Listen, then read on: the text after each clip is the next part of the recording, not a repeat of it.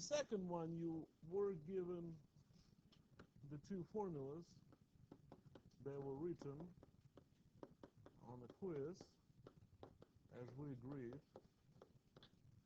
So which formula are you going to use to factor the second one? Yeah.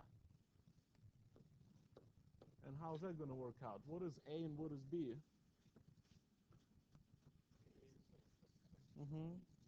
And B is 2, so it turns x minus 2, x squared plus 2x plus 4. Right? Just using that formula, the second one. A is x, B is 2. So then for the next question, yeah. So if A is x, why don't you keep the cube with it? Well, because You take x cubed and then cube x cubed.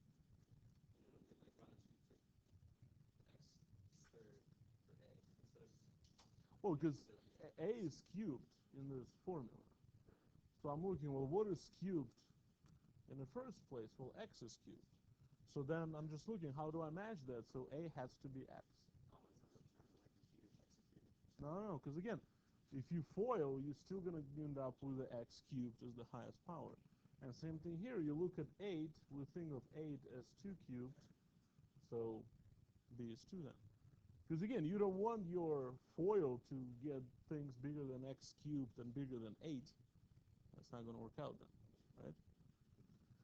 Now, for the next question, for the last question, and we're talking about that on Tuesday, can I reduce x squared and x cubed as it's written? No, right. Can I reduce 4 and 8?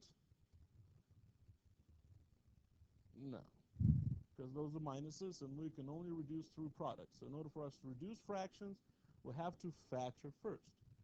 And that's what we did in the first two problems. We factored the numerator, right? The numerator is this, and the denominator is that.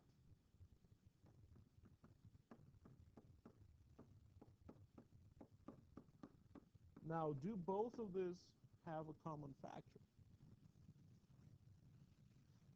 Is there a common factor between numerator and the denominator? X minus 2, so you can cross that out. So the answer comes out to be this. So again, we can only reduce our fractions through products.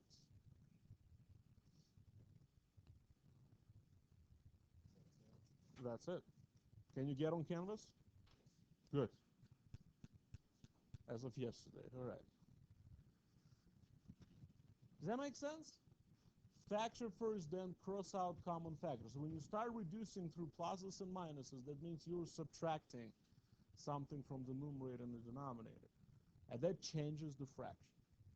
Makes a fraction different. While reducing the common factors keeps it the same. Because we reduce fractions through division, really.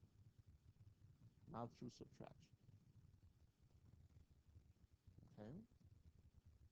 Although you're very tempting to cross out 4s and 8s and x squares and x cubes, we cannot do that. We have to factor first. Yeah? Good. Okay. So on Monday, we started working with rational expressions that have same denominators. So let's look at what happens when we have different denominators.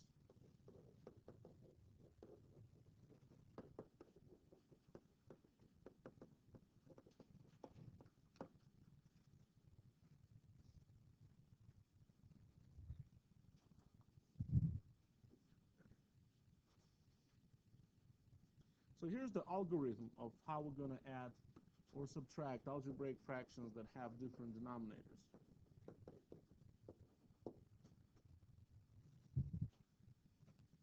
So this is very similar to that problem that we did on Tuesday when we had those two really ugly denominators. One had 63, the other one had 48. When we factored them numerically into prime factors, so then we started taking all the highest powers. This is the same process. In order to find the least common denominator, first we're going to factor. Factor all the denominators, break it down, as far as we can go. So the first step would be to factor each denominator and numerator, but factor the denominators.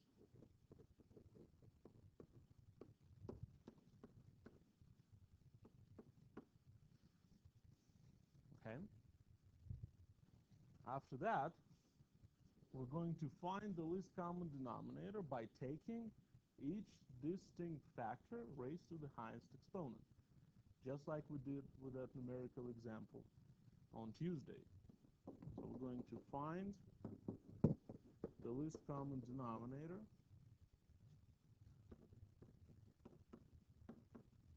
by taking each distinct factor raised to the highest power.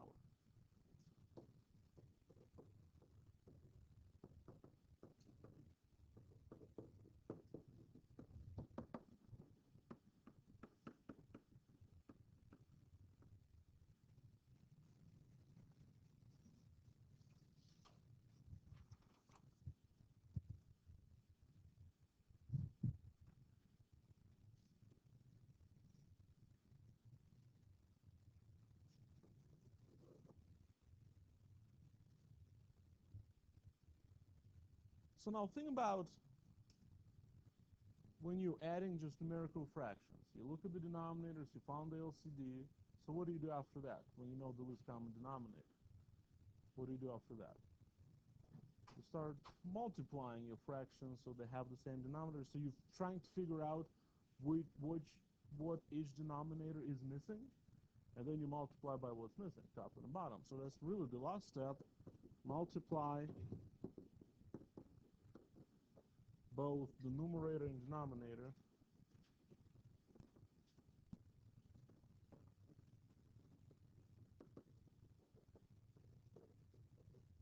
by the missing term.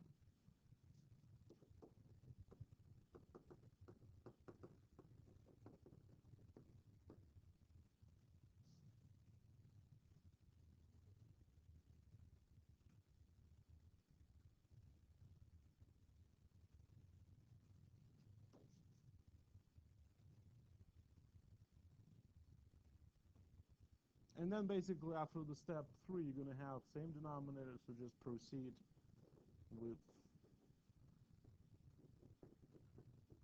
adding or subtracting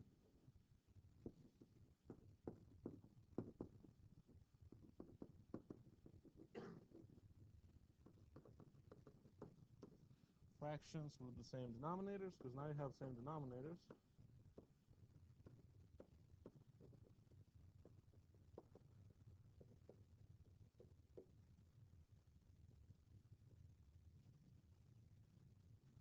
So that's the easy part. When denominators are the same, life is good. And as a final step, we'll have to simplify our numerator, factor, and reduce in the end.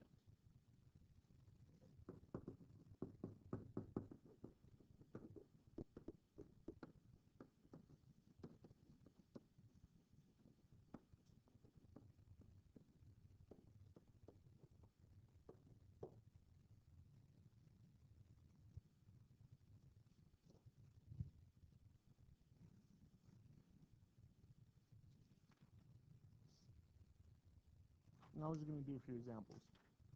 See how that works.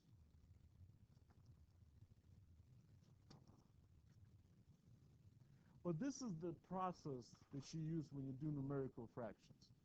You find the LCD, you multiply by what's missing, you add everything in the numerators, and then you reduce, right? Same exact steps. It's a little more involved though, with algebra. So here's an example. Perform the operation.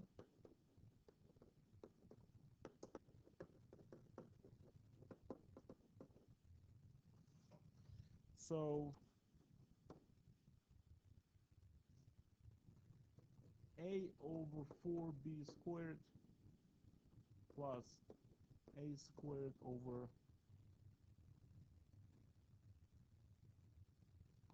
6b cubed.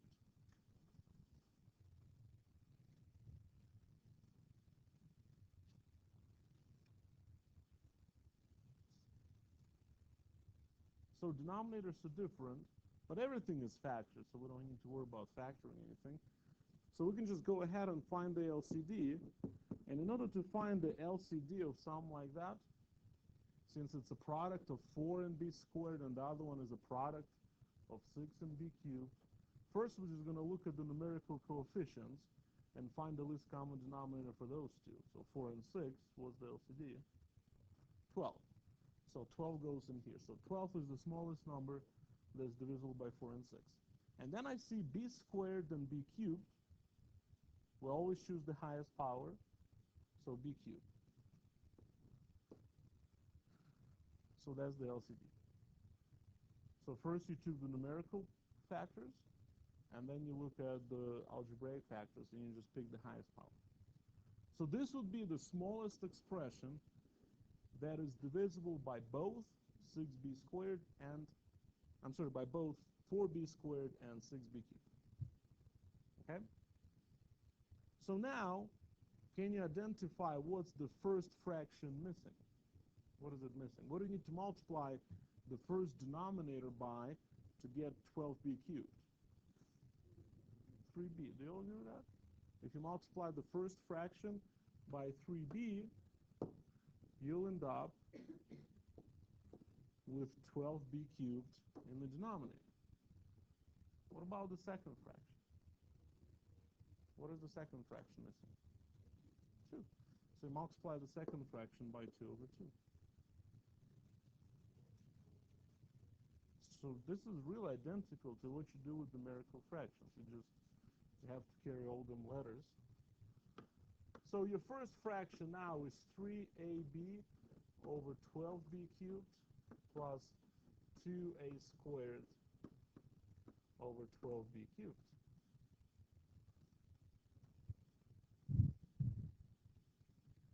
So they have the same denominator. I can go ahead and add the two fractions. That will give me 3ab plus 2a squared over 12b cubed.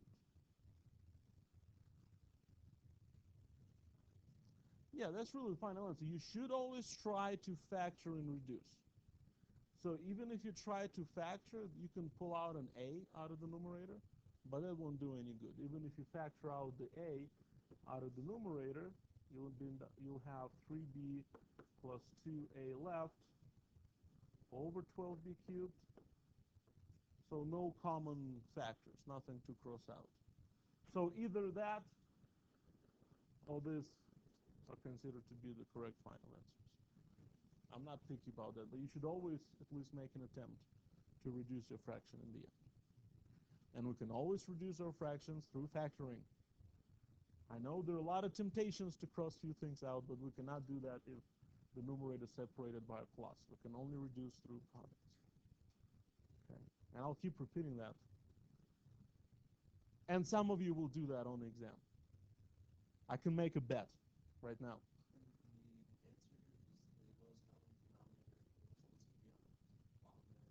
Yeah, well, or maybe it will get reduced. I don't know. So sometimes it will reduce. But yeah, on our midterm, somebody will go, 3 and 12 is 4. I can make a bet, whatever you like. If nobody makes that mistake, I'll rather get an A for the semester. I don't care. This is how certain I am that that'll happen. Leaving the problem blank doesn't count. One class tried that. Oh, let's just not even try that problem. So therefore, nobody makes that mistake. So everybody gets an A. So they tried to catch me like that. And believe me, I'll be extremely happy if that doesn't happen on the exam, which will mean that you all definitely deserve an A. You want to make that bet? Wait, what's the mistake? Well, do something like this, Do something like that.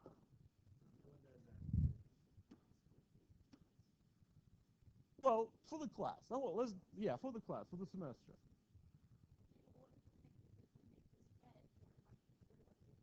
Well, see, that's what I'm thinking. See, that's the scary part. Because you realize, since the entire class benefits at once, that means the entire class has to be punished at once if somebody makes that mistake. What? You buy me a box of cookies? You got to try hard on that. I'm recording this, by the way, so you're on record trying to...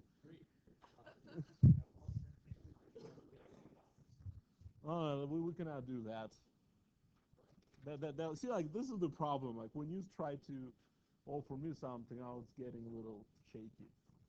I mean, I can fail everybody if somebody makes it. I can certainly do that. Well, think about it. I like those type of things. Because, if nobody makes a mistake, I'll just be so happy that everybody gets an A. I don't care. I'm just going to retire after that. I've done my job. All right, let's try another one. But yeah, they literally they have that scheme going on. Let's just all skip those questions, so leave them blank. Therefore, nobody makes that mistake. Logically, they were close. Nah, yeah, I caught that early. I made the clause that you have to attempt the problem. So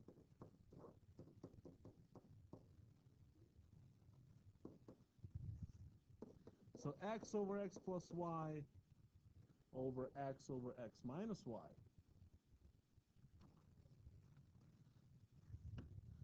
Now we have to understand that x plus y and x minus y are just two different expressions. They look very close to each other, but they do not have any common factors. X plus y is x plus y, and x minus y is x minus y. Right? They're different. So since these two are different factors, I will need both of them in my least common denominator. I will need x plus y in my denominator, and I will need x minus y in my denominator. These two denominators are relative primes. They have nothing in common. It's like 5 and 7. If one denominator is 5, the other one is 7, then the LCD is just 5 times 7. That's what's going on here. Two very different factors.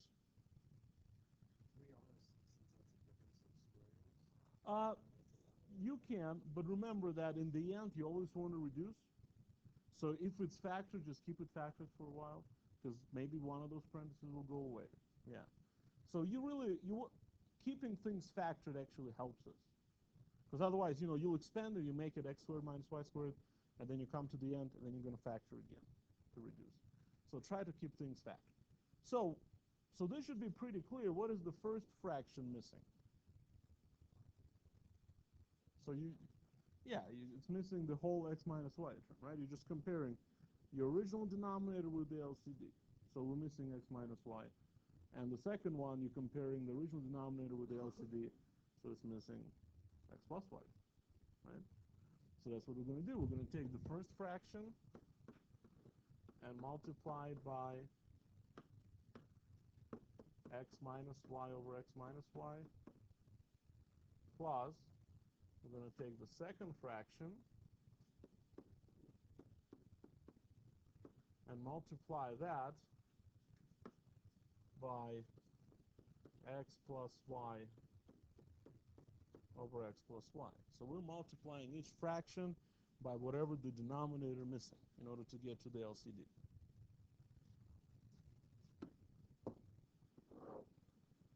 So when you pull it together, the denominator is x plus y, x minus y, while the numerator is x times x minus y plus x times x plus y.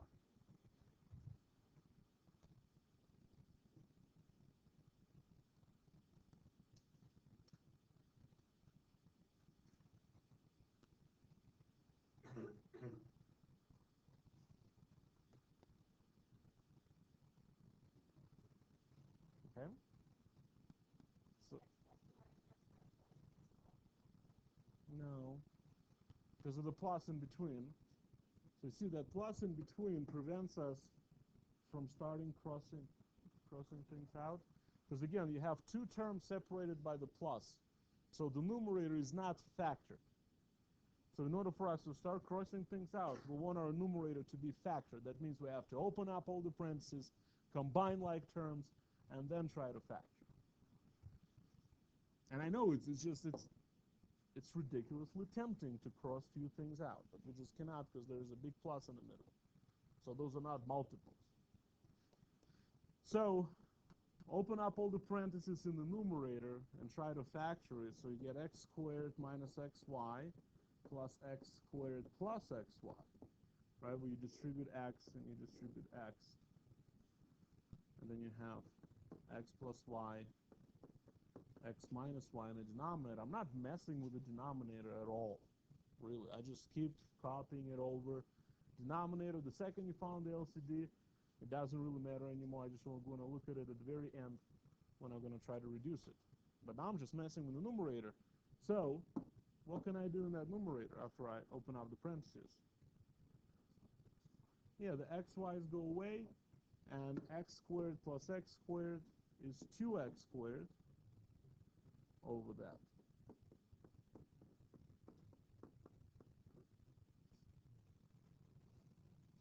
So again, neither numerator nor denominator have any common factors as it's written, so that's my final answer.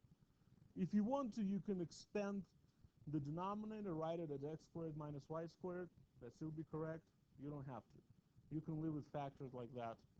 This will be the final answer. Nothing else I can reduce.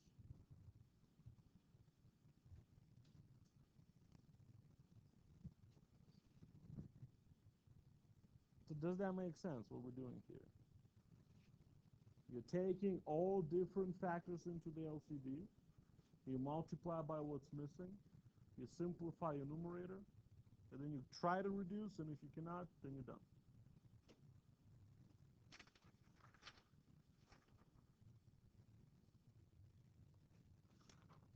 Good stuff?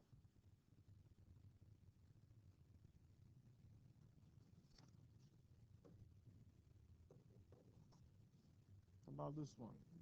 What? 3a over 4a squared minus 1 minus a plus 1 over 2a squared plus a.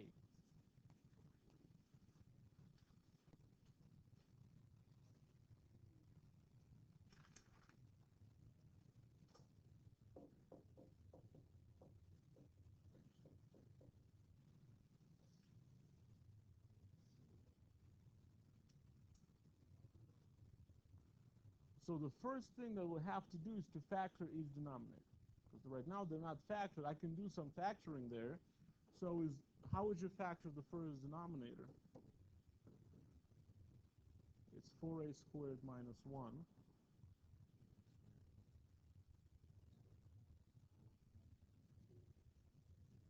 Yeah, that's the difference of squares. So it's 2a plus 1, 2a minus 1. Very good. So that's the difference of squares. 4a squared is a perfect square. 1 is a perfect square.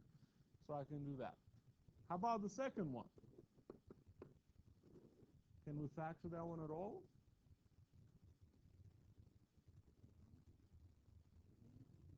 Pull out an A. Yeah, pull out an a. There's a common a in there, so that leaves us with 2a plus 1. Okay? So now remember, to find the LCD, we will take each distinct factor raised to the highest exponent. So I see a, right? I see only a. That goes into LCD. I see a plus 1. I'm sorry, I see 2a plus 1, and I see it twice. But I'm only going to take the highest power, which is 1. So I just need 1, 2a plus 1. And I'm going to need 1, 2a minus 1. So this is the LCD. So again, you don't need to take everything. You just take the highest exponents of each factor. And the highest exponents of each factor is 1. So even though I see 2a plus 1 twice, the highest exponent of 2a plus 1 is 1. So I'm only going to need to take one of them. Because look, does this denominator divide my LCD? Yeah, it has a's, has same factors, right? And same as the other one. So this would be the lowest expression that is divisible by both of these denominators.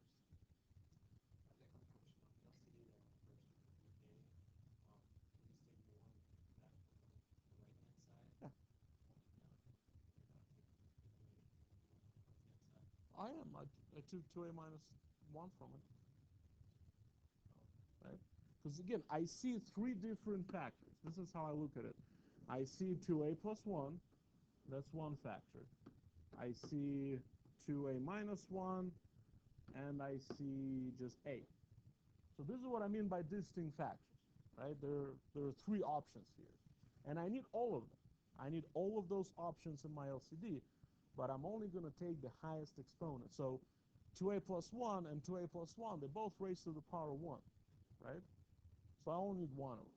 If one of them was cubed and the other one has power of 5 like that, hypothetically speaking, what would I take into my LCD? Power of 5. So that will be my LCD. Because the cube is already in there.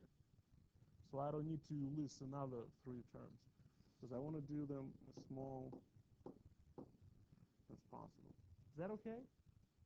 You good? Yeah, sure. Because we had the same problem last time. I want to make sure you're getting that. Because again, if you just pile everything together, you'll get a common denominator, but not the least common denominator.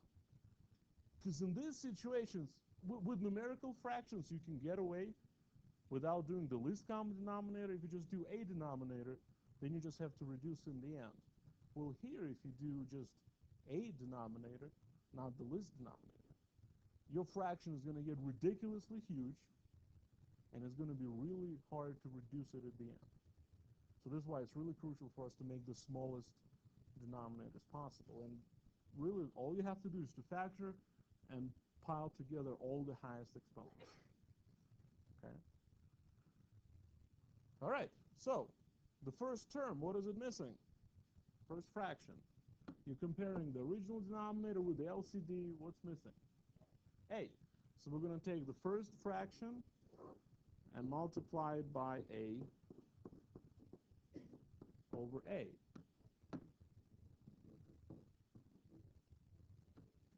Minus the second fraction. What is the second fraction? 3a minus 1. So we're going to take the second fraction and multiply that by 2a minus 1 over 2a minus 1.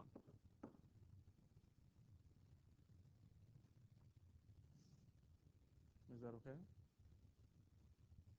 Now this one will get a little trickier.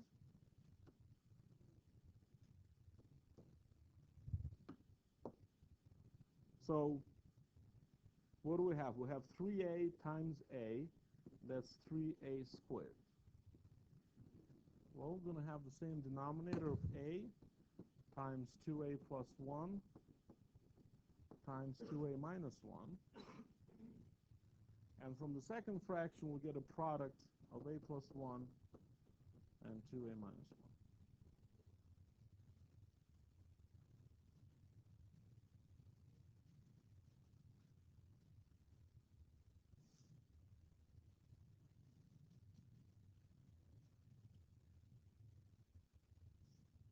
So same denominator, just I haven't really done much yet. But it's my two fractions put together.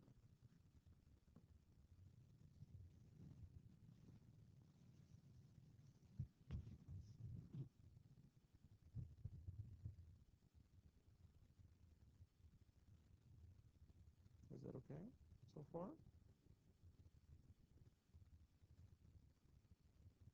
Oh, yeah, that should be okay.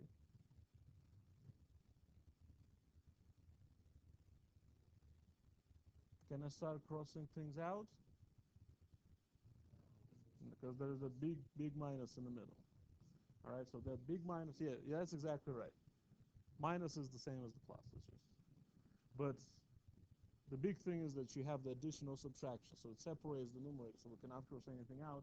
So our job now is to open up all the parentheses in the numerator, combine like terms, and then hold that something will factor and reduce. Okay? So we will be ignoring the denominator for a while. It doesn't matter what denominator is. I'll keep copying it over. So in order for me to open up those parentheses, I will FOIL first and then distribute the negative. That'll be easier to do. So I will keep the negative, I will keep the parentheses, but inside the parentheses, I will do the FOIL. So if you do the FOIL, a times 2a is 2a squared, a times negative 1 is negative a. 1 times 2a is 2a. And 1 times negative 1 is negative 1. So I just did the FOIL. I kept the parentheses, and I still have a negative in front of it. So I'm going to distribute the negative on my next step. But this is where we're at. Is that okay? It's very hard to do the negative and the FOIL at the same time. You're gonna lose a sign somewhere. So FOIL first, then distribute the negative, and then we'll combine like terms. So the negative went in, changed all the signs. Denominator stayed the same.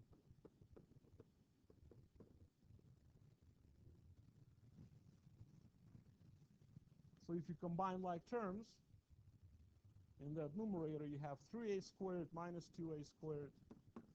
That's just a squared. You have positive a minus 2a. That's negative a. And you have plus 1 all over that.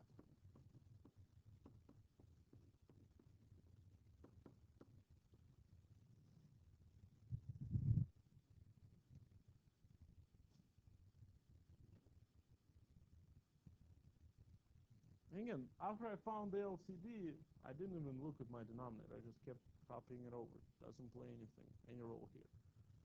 I was just messing with the numerator, opening up all the parentheses, combining like terms. Now I got to this point, I should try to factor that numerator and hopefully reduce something. But if you try really hard, that you won't be able to factor that numerator. It doesn't factor, so we're done. If your numerator doesn't factor, there's nothing else you can do. That's our answer. That big ugly thing.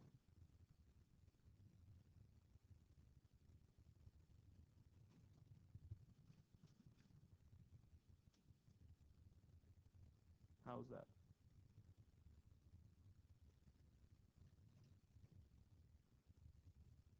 Fun stuff. Now, let's try this problem.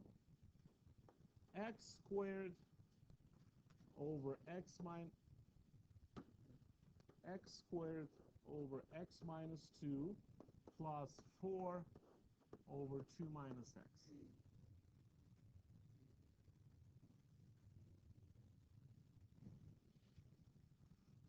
So we kind of talked about this on Tuesday.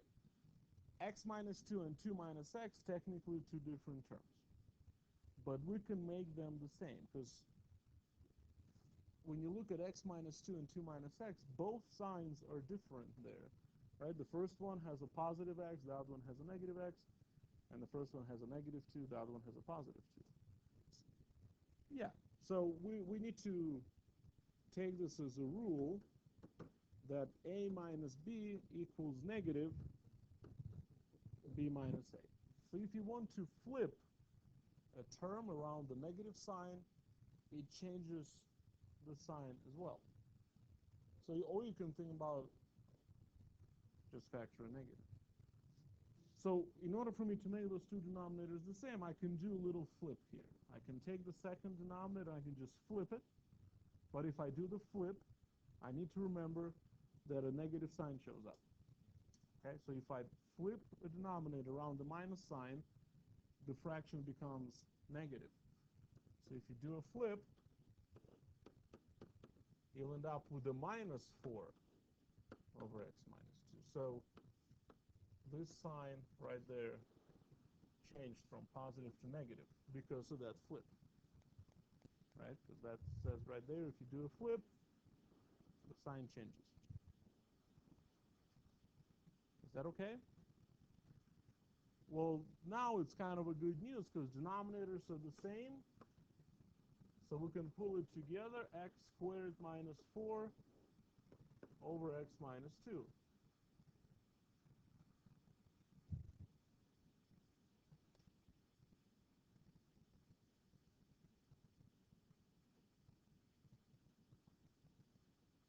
Now we want to factor and reduce.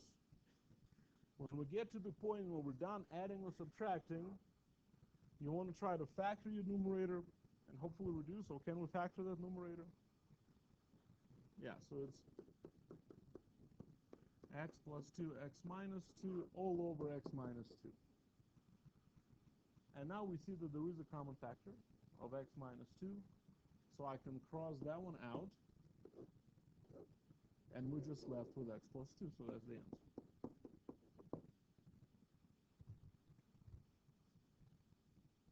Is that okay?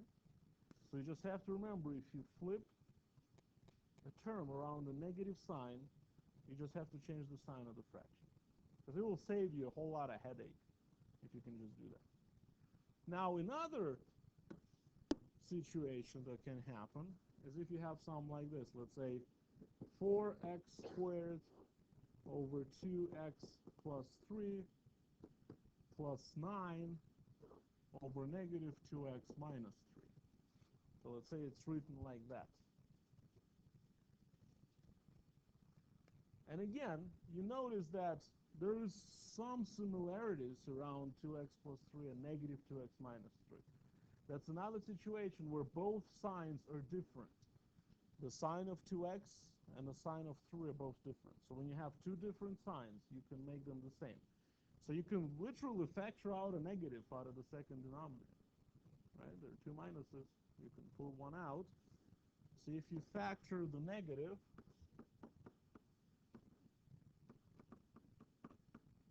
out of the second denominator, it'll give you negative times 2x plus 3. Right? We can do that. Take out a minus sign.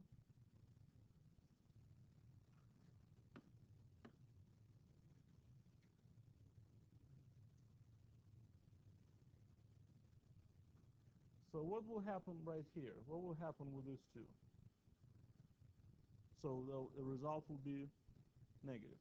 So really, there's just one big minus between these two fractions. That's what will happen. So this whole thing becomes 4x squared over 2x plus 3 minus 9 over 2x plus 3. So denominators are the same. We're going to pull it together. 4x squared minus 9 over 2x plus 3.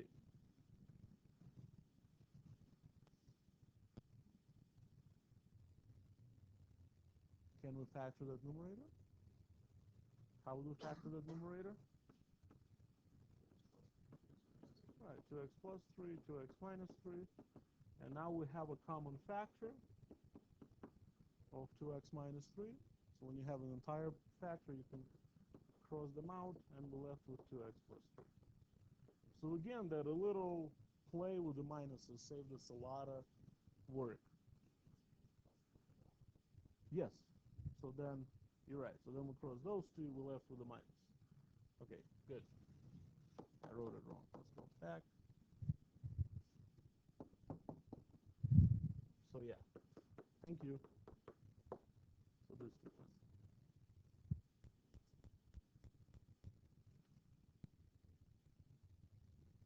Does that make sense? All right, good. I'll stop here and I'll put you to work.